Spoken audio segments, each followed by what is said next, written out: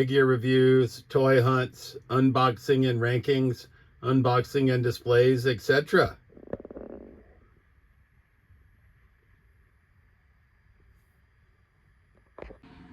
All right, YouTube Trolls Toys back at you with another video. We're going to do another unboxing of similar groupings of figures. These are all going to be Masters of the Universe. We're going to start out with Masters of the Universe New Eternia Clawful from 2022. The nightmarish legends of Clawful are well known among the seafaring adventurers of New Eternia. The king of the Claw people can shipwreck an entire vessel with a single snap. He has been rumored to pillage the wreckage and drag seafarers to the deepest, darkest waters. Captains change course at the mere mention of his name, but they are only rumors, aren't they? We're going to do Revelation Skelegod as well. Skeletor lives his life with a singular purpose: to control the unlimited powers of the entire universe. Time after time, the Bane of Eternia was thwarted by He-Man and the heroic warriors. What kind of monster would be unleashed should they be unable to stop the Lord of Destruction? Surely a raging storm of horror and terror even the bravest dare not imagine. We're also going to open New Etheria Dragstor. Breaking free from Hordak's mind control, Dragstor uses his vehicle transformation powers to be the first to find the power of Grayskull for his new master, Despara. New Eternia Keldor. It's going to be next up.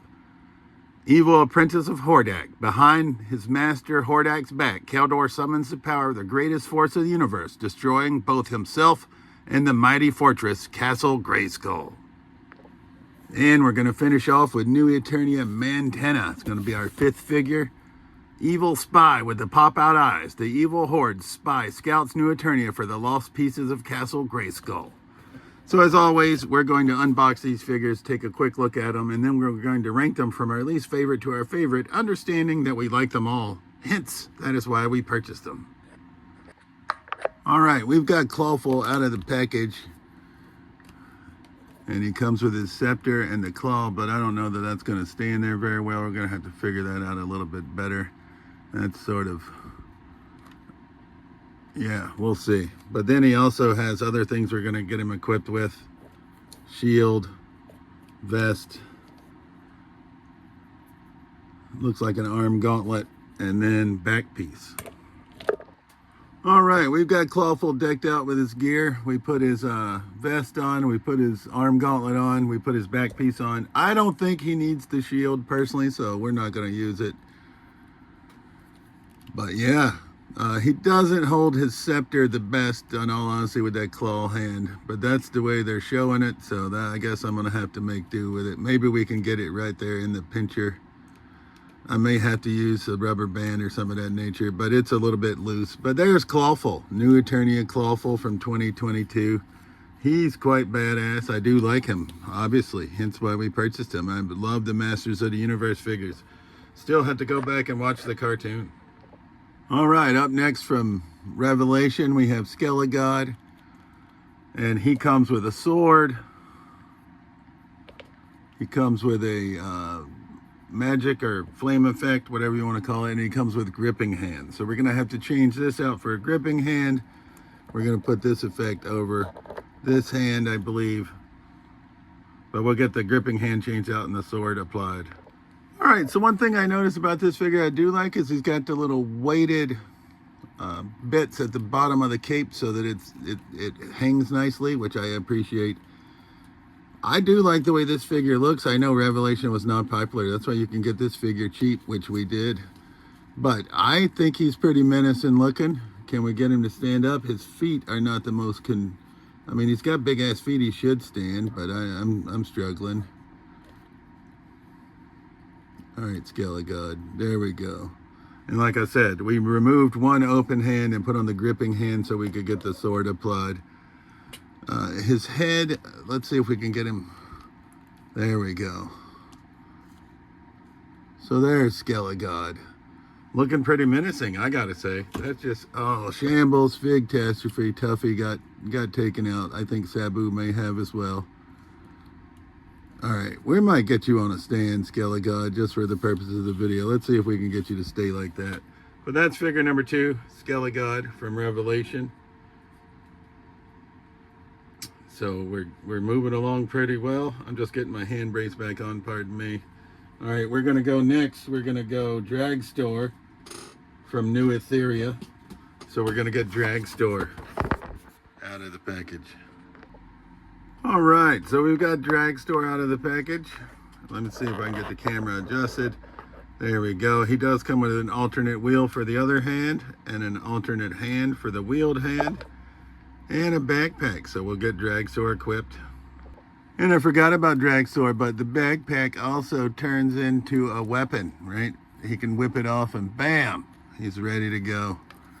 But I'm just gonna plug it in back here because I think we're gonna put the other wheeled hand on him. Got to. You know, I don't remember the cartoon, but I guess he just drags his feet along behind him. I mean, do they rotate back? Not really. So I have no idea.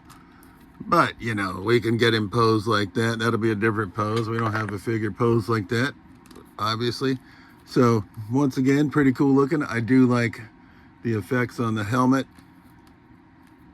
Don't really remember Dragstor, if I'm being honest. I vaguely remember him, but he does look pretty damn cool. And there's his alternate hands. So we've opened Clawful, Skelegod, and Dragstor. All right, so here's Keldor out of the package. Comes with a cloaked head. Also comes with an alternate head sculpt that we're probably going to use. And a sword. We have King Keldor already, but once again, I got to watch the cartoon because what's the difference? I don't know. But I do like this regular head sculpt better without the cloak, and that just comes right off. So that's pretty easy. So we're probably not going to use the shroud or cloaked head. But I think I'm going to get this head on just to see what it looks like. Yeah, I like that quite a bit. I think that's going to make him stand out on the shelf. I think that's the head sculpt we're using for Keldor. And these all have your standard Masters of the Universe articulation. I'm not one on articulation. I just more about the way the figure looks and getting them posed up for the shelf. But here is the head that he came with out of the package. But that's figure number 4, Keldor. That leaves only one. We got New Eternia Mantenna. Yeah. So we're not going to be able to properly rate Mantenna because what the hell, Mattel? He's missing his hands. He came with no hands. We've got his piece that clips on with his eyeball. We've got his 2 extendable eyeballs for out of the head. And we got an extra eyeball, but no hands.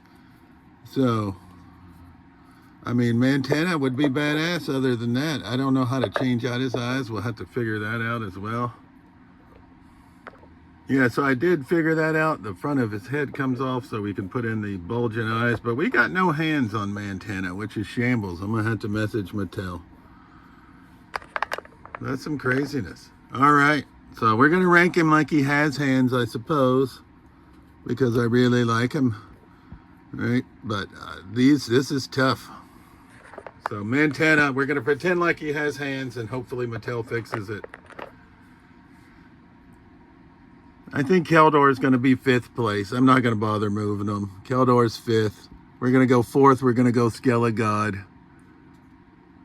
All right, so we'll go Keldor 5th. Skelegod 4th. Clawful 3rd.